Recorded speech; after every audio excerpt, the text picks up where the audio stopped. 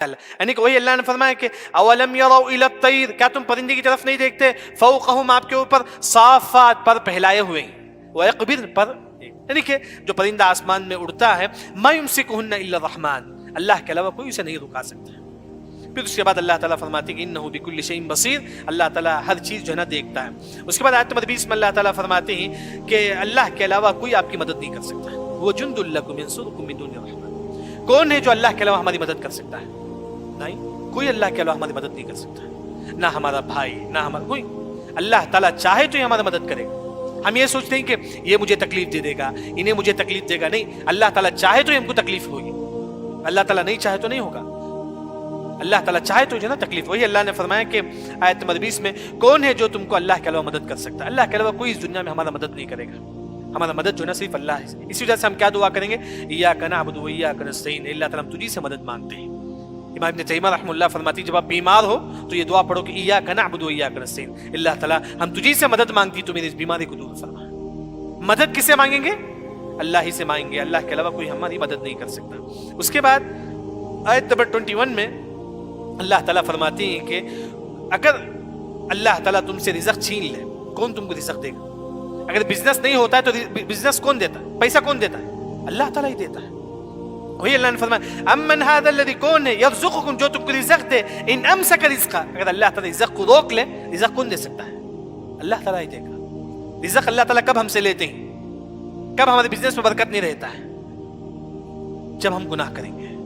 ان المؤمن لیحرم الرزق بذنب یصب، گناہ کریں گے تو اللہ تعالیٰ رزق ہم سے چھین لے گا، گناہ کریں گے تو اللہ رزق ہم سے چھین لے گا۔ وہی اللہ نے فرمایا اگر اللہ تعالیٰ رزق ہم سے چھین لے، کوئی ہم کو رزق دے نہیں سکتا۔ بل لجوا فی عتو و نفور، بلکہ تم جو ہے نا گناہوں میں بڑھتے جا رہے ہو، بڑھتے جا رہے ہو۔ دیکھیں گے لوگ گناہ کرتے جاتے ہیں، کرتے جاتے ہیں، بالکل رزق ملتا ہے، بلکہ اللہ تو ان کو آزماتا ہے تاکہ وہ سدھر جائے، اللہ تو ان کو آزماتا ہے تاکہ وہ جو ہے نا سدھر جائے۔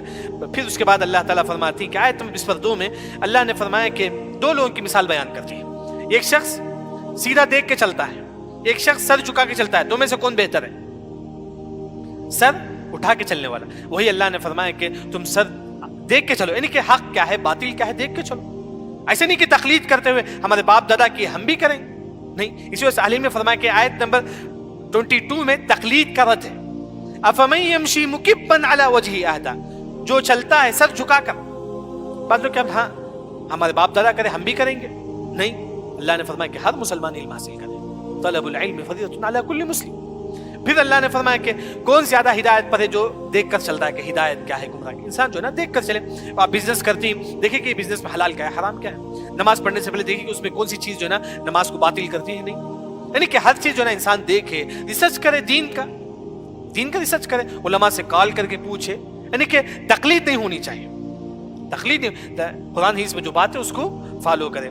دوسری جو بات ہے، یہاں مفسرین نے فرمایا کہ اللہ تعالیٰ کل کافروں کو جو ہے نا، جس طرح اس دنیا میں کافر کس سے چلتے ہیں، پاؤں سے چلتے ہیں، کل اللہ تعالیٰ کافروں کو اپنے سر سے چلائے گا۔ اللہ تعالیٰ کافروں، یہ حدیث صحیح بخاری میں کہ اللہ تعالیٰ کافروں کو جس طرح اس دنیا میں سر سے چلایا، تو اللہ تعالیٰ یہ اس پر بھی طاقت رکھتا ہے کہ کل اللہ تعالیٰ کافروں کو ان کے سر سے، اللہ اس دنیا میں پاؤں سے چلتے ہیں، کل اللہ تعالیٰ ان کو سر سے چلائے گا۔ یہ اللہ کے لیے آسان ہے۔